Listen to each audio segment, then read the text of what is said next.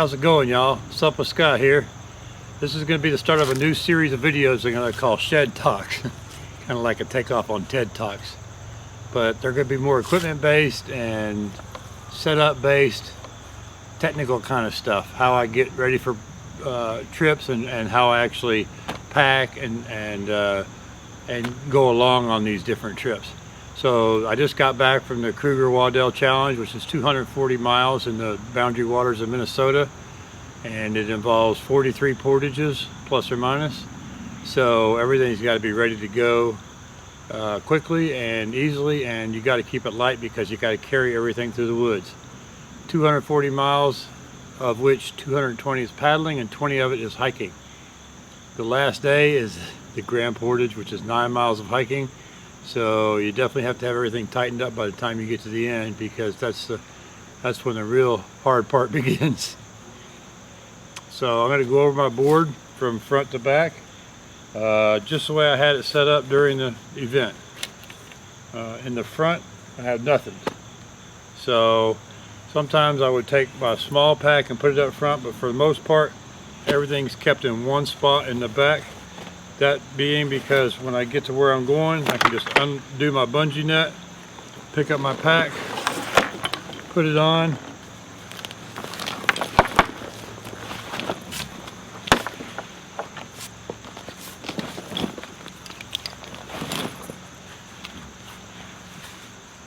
flip it off, pick up my board and start portaging. The important thing about portaging is it takes a lot of time to get on and off, sort your gear, all that stuff. So what I try to do is figure it out so that I don't have to do anything when I get to the portage except for put my gear on and go. That said, my main pack is an overboard drive backpack that I bought, and then I modified. I added a bunch of more attachment points to it all the way down the sides. I got 3 on either side here. And I got 2 at the top for a handle, 1 there for whatever I want. I got 1 at the bottom also. I wish I'd have done 2 at the bottom so I could have a handle top and bottom. But it also does come with a side handle, so there is that possibility. It's already built in. This bag is not totally waterproof like some of the other ones that I have, but it is mostly waterproof. So that just means that you can't throw it in the water and expect it to be totally submersible. In my map case, oh, I left my maps in the house, so I have my maps in here, and then also I had a little rag to wipe myself off. Have my spot device.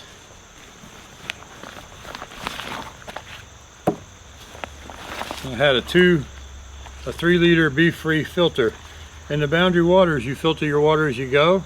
And so when I get to camp at night, this way I can fill up 3 liters and have enough for overnight, not have to go back down to the water back and forth all night long. Plus it gives me a backup filter in case something happens to my other filter, which I keep in my life jacket. The little cloth is really handy for wiping off your face and cleaning up stuff that's minor dirtiness. I also have a dock line, which I ended up not using this time. Sometimes I've used it, sometimes I've not, so I just keep a little dock line in there. It also becomes handy as a clothesline. I try not to ever open my big bag during the day. So everything I'm going to need for the day, besides the camp stuff, is going to go in my little bag on the top. Now this little bag is a Coco Pelli branded deck bag. I think it's made for their pack rafts. They make pack rafts, really nice ones. But I just clip it on here. And then like I said, if it was a really long day, I might clip it up to the front there if I'm not having a bunch of portages. But most of the time I just left it clipped right to the board here. The disadvantage is, of course, that it's behind me, so I have to turn around to get anything out of it. But for the most part, I found that if it's not easy to get to, you just don't do it. So,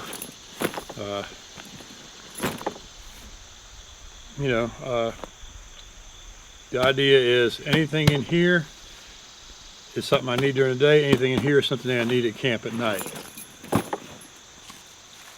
The other thing I carry on my board, I don't have the strap right now, but I have a little folding pad.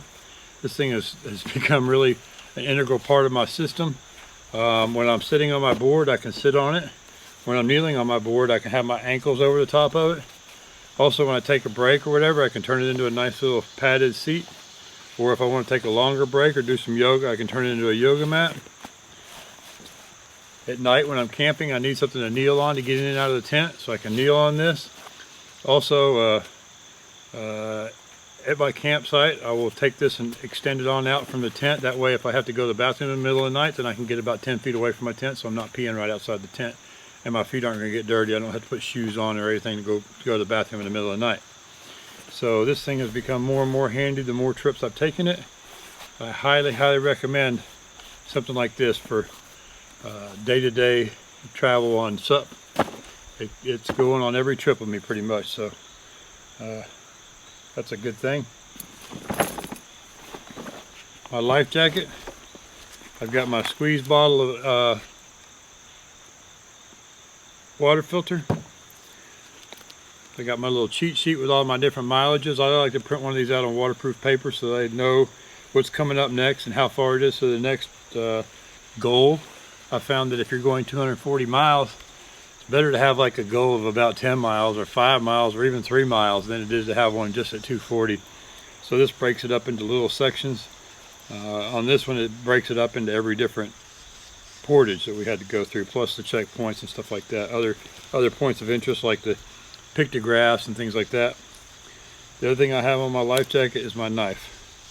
So that's all I carry in my life jacket. I don't like to have a bunch of stuff in my life jacket. Some people have a ditch bag and all that kind of stuff.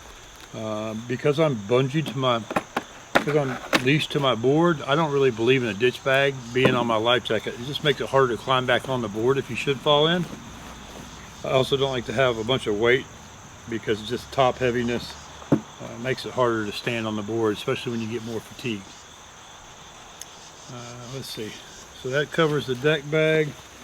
I'm going to open this bag up in a minute when I move the camera. I'm also going to open up this bag and show you everything that I brought for a 8-day trip in the Boundary Waters, and it could be an 8-day trip anywhere. Yeah, so that's it. First I'll go over what I wore during the trip. And basically I don't change clothes the whole time because you're in and out of the water so much and you just jump in the water and wash off your clothes as you go because they get muddy. But I had a sun shirt, which is just, you know, long sleeve poly style shirt. I wore that every day. I wore these lightweight pants. These are super lightweight pants. They got a little bit of stretch to them.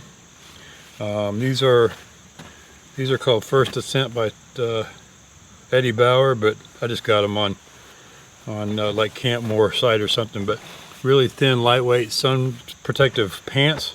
I don't like to be in the sun anymore, and I have to anymore, so this covers my legs instead of wearing shorts. And then some lace-on shoes. In the Boundary Waters, you're walking through a lot of portages where you're going through mud, deep mud holes, and slick spots. You're getting on and off in the water, and you want something that's going to really stay on your foot really well, so something you can tighten up pretty good.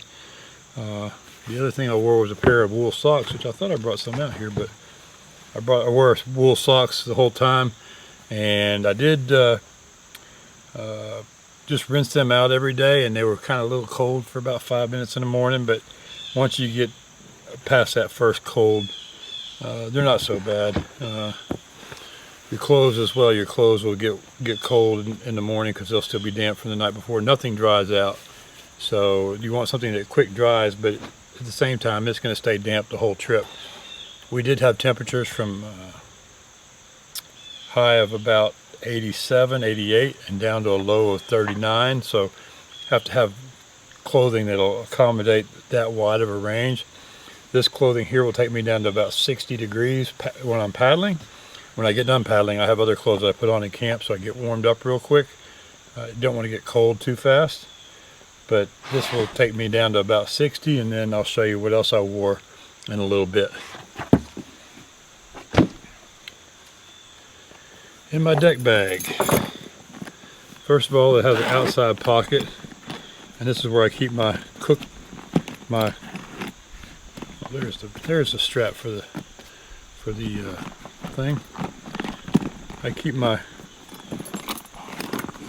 tool set for eating. So I have a spork, and then I have a really nice lightweight backpacking knife.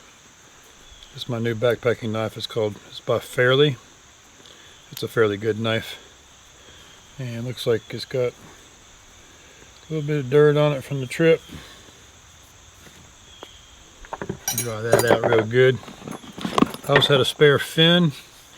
In the boundary waters, you have to go through the Pigeon River on the last day, and it is an 8 mile, or not, oh no, it's 11 miles, but about 3 miles of it is really shallow, super shallow water. This year it was the highest year ever, and I got to paddle most of it, but I still had to walk a little bit. But you want something that'll really take care of that super shallow water. And that's all I have in that outer bag there, outer pocket there.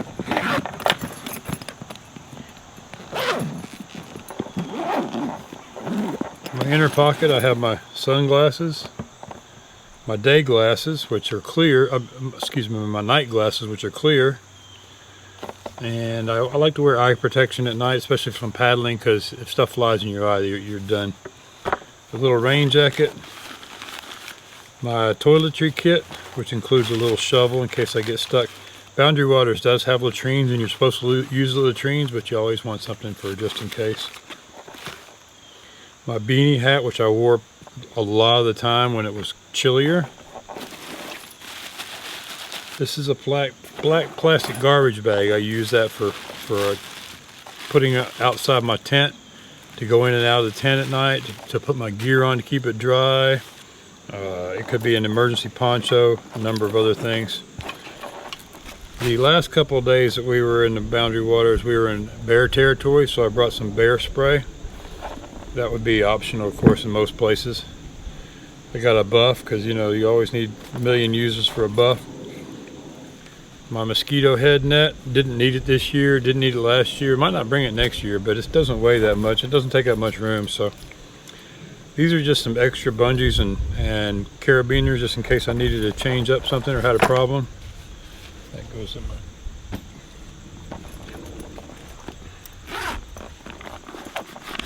Salt for the leeches. Multi-tool. I like this little Leatherman juice. I don't know if they even make it anymore, but it's got the pliers, it's got a couple of screwdrivers, it's got a saw, it's got a knife, it's got an awl. So I kind of like the features of this one. Oh, and it's got a pair of scissors as well.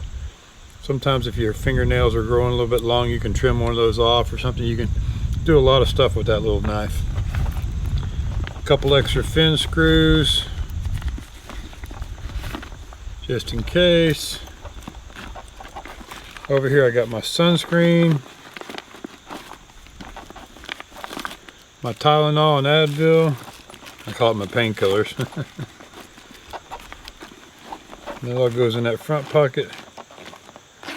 Let's see, put that back. Need salt for leeches in Minnesota, so I brought salt in a little vial.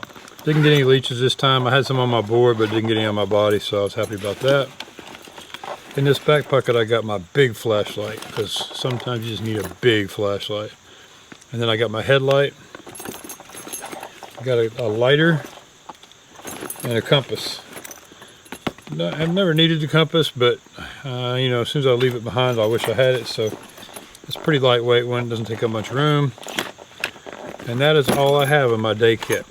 So that's what I'm going to have right up front or right on top, so that I don't have to get into my big bag, because getting into your big bag is going to give you the opportunity to have some water get in there, and it's also going to give you the opportunity to spend a lot of time monkeying around with finding stuff, because everything down in there is a dig. So if you don't want to dig around for stuff, keep it out here. Anything you don't mind digging around for stuff, like your tent and your sleeping bag, your food and all that, you put in the other thing.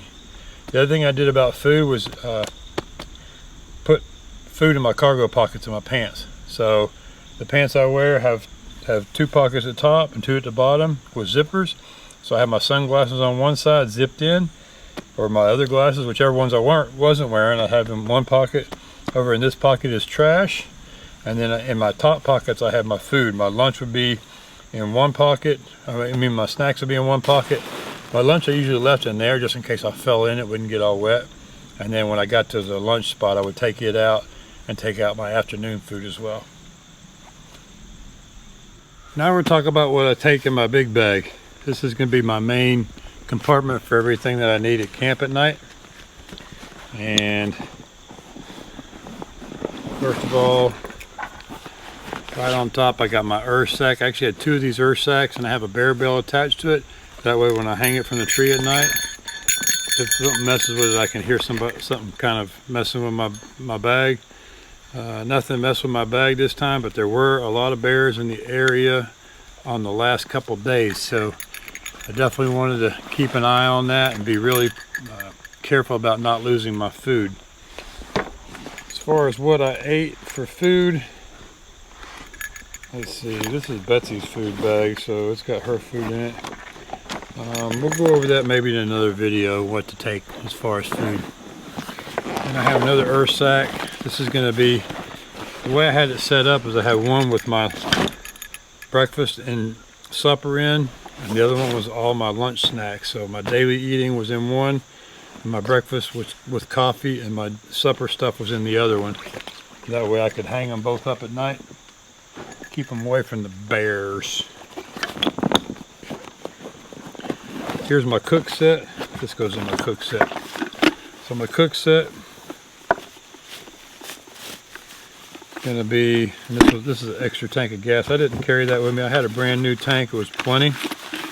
This was from I did a 3-day trip after the big trip, so I have some of the stuff in there that doesn't really belong. But this size gas canister, the 13 ounce, 8 ounce rather, is plenty enough for a week. And I cooked breakfast every day, which meant boiling 2 big pots full of water, and then, or at least 1 pot, and then another one for a second cup of coffee. And then a few nights I had suppers, and then I still had enough left over for the 3-day trip that Betsy and I took. So even if you cook supper every night and cook breakfast every day, 1 can is enough for 7 days of travel, 7 to 8 days. And I have my stove. I got this little Optimus stove. I really like it a lot. It folds up sideways like this. Has a nifty little bag that it goes in. And it actually fits in the bottom of your pot. And it fits in the bottom of a can like that. So it doesn't add any height, doesn't add any bulk to your kit. It also pads the pan from the bottom of the pot, helping reduce some of the rust that's in there right now because I didn't have it in there the last day. So that's going to get cleaned when I go back to the house. Oops.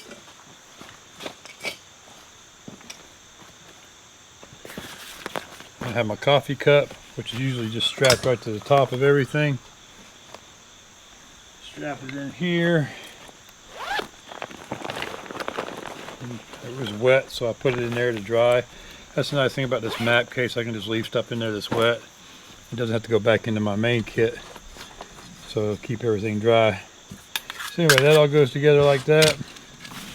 Cook kit. The other thing I have in my cook kit is this piece of line. It's about a 60-foot piece of really tough braided, I think it's Dyneema line. I use this for clotheslines, for drying stuff, for hanging stuff, for whatever you might need a line for.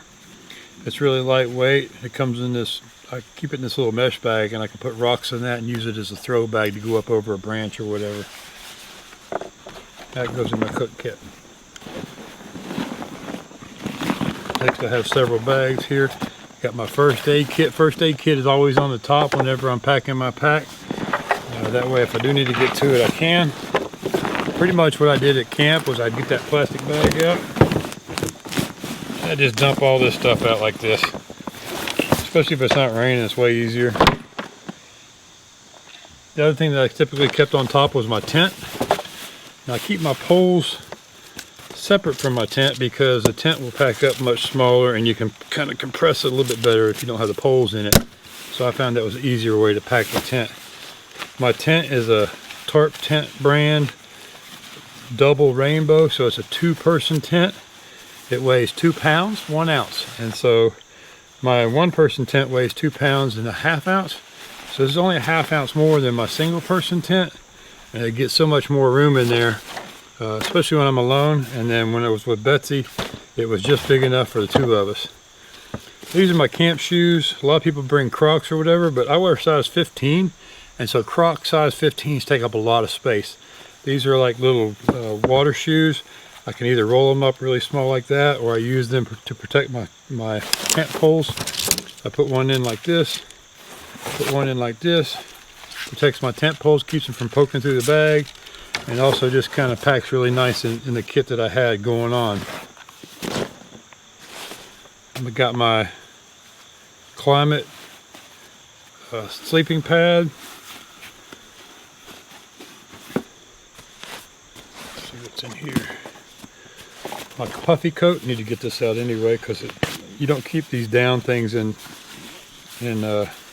packed up for any longer than you have to. So also I could probably use a little air after being used last week.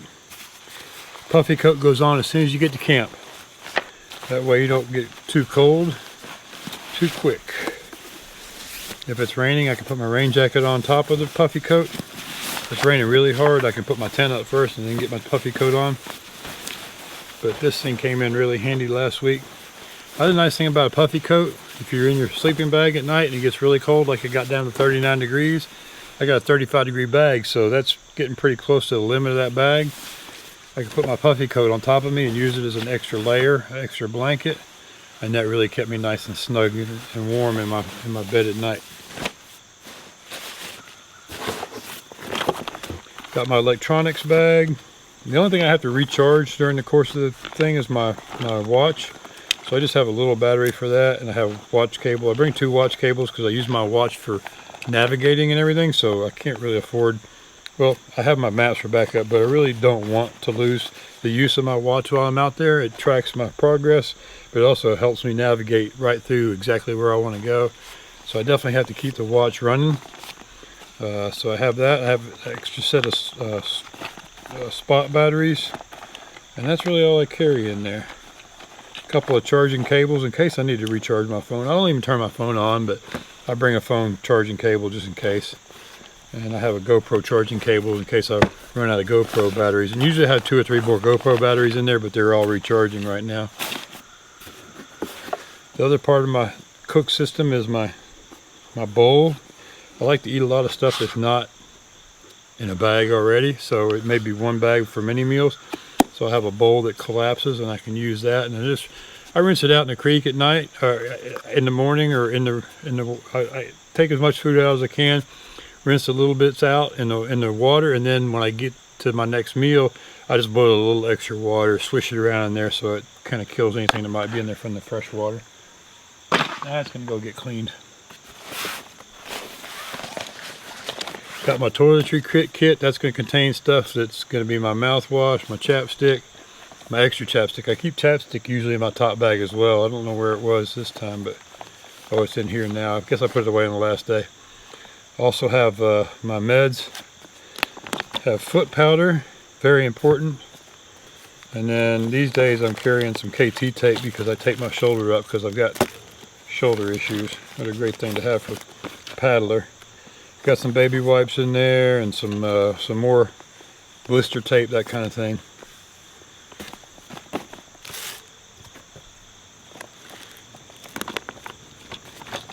If you haven't used foot powder yet on one of these trips, you haven't really found something luxurious. At the end of the day, if you put a little foot powder on your feet, it makes them go into the socks easier, as well as go into your sleeping bag, and it just makes you more comfortable all around. This is my other clothes that I brought. So these are going to be my warm weather clothes. Because it did get pretty cold, I used them a lot. I was really glad to have them. Saved my trip. Like I said, we were anywhere from 87, 88 degrees down to 39 degrees. But during the day when I was paddling, probably more like 50 degrees. So I got this pair of Kobe V-Cold pants. They're a neoprene, a stretch neoprene, so they're super warm. They stretch, and then they got a little thinner down here because you really don't need thickness down there. That keeps you from overheating, but it keeps your lower core and your pelvic area and your butt nice and toasty warm. I wore these under my other pants because I still needed my pockets, so I wore those as underpants. I also had this is an NRS, but I also have a Viacobi version of this. This is about a 3 mil, I think, stretch neoprene. Again, really nice, super stretchy, super warm. Even if you fall in, you stay warm with this stuff, and that's what's important. Matter of fact, if you fall in, you get a little layer of water in there, and after about 5 minutes, you get really nice and warm. So this stuff really keeps you warm, and it kept me feeling good the whole time. The other thing I brought, which I didn't use, well, I brought a spare pair of underwear, spare pair of socks. What I didn't use though was, let's see, I got some extra socks in there, was my warm gloves, because it just wasn't quite that cold. And I also brought a pair of dry socks, which are super warm, good for warming up your feet if they're cold, but my feet never got cold because the water really wasn't that cold, so I really didn't need dry socks. That's all. I don't know what that is there. That's got to go. Alright, down to just one left, and that's going to be the rest of my sleep system. It's going to be my sleeping bag, which on this trip I used a 35-degree down bag. It's really glad I had the 45 out and the 35 out, and then when I saw the temperature predictions were going to be like 42, I'm like, I'll bring the warmer one, and it turned out to be even colder than they predicted, so it's always nice to be ready. I got this nice inflatable pillow, Sea to Summit. Love this thing. I don't sleep without a pillow. Got some long johns. So this is my dry shore wear. I usually put this on right when I get done paddling for the day, and then if I'm really cold, I can wear my puffy coat on top of it, like I did so much of the trip. So I got that. Got a pair of thin socks for wearing in my sleeping bag. I found that, especially even after the foot powder, your feet are still a little damp and clammy. It's hard to get them in and out of the sleeping bag. So if you put some socks on, slide right in. Got some long johns. These are a lightweight. I probably could have used a medium weight on this trip. I don't own a medium weight, so I just used my lightweight ones, but I was kind of wanting a little bit more in the long john department. And then my sleeping bag, which is, like I said, a 35-degree down bag. You can take your bag out, you want to fluff it up real good so you get the insulation all lofted up. Down's an amazing stuff. You keep it dry, it keeps you warm. You get it wet, not so much. So you got to make sure you got a good tent, and then you're good to go. That is everything that I carried on the trip. So the total weight without the food was 28.5 pounds. That's going to be about what it weighs when you carry it out on the last day. The first day in, it was about 36 pounds. So about 8 pounds of food was what I consumed during the course of the event. I did have a little bit left over this time, which is just fine. You don't want too much left over, but you don't want to run out either. So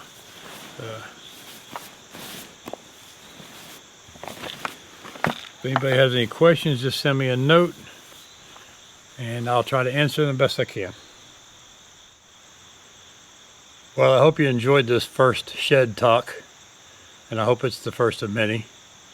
And I hope that you'll do the right thing and subscribe and like and hit the bell and all that stuff that YouTubers know they need to do. Also, if you don't mind, pass me on to your friends, especially the ones that might gain some benefit from watching stuff like this. I've done quite a few of these events, and so I've managed to get my gear kit down pretty low, and I do it by researching mostly lightweight backpackers, but also other people who are doing this stuff as well. So the more you research, the better off you'll be. Thanks again. Remember, paddle yourself to a better place today.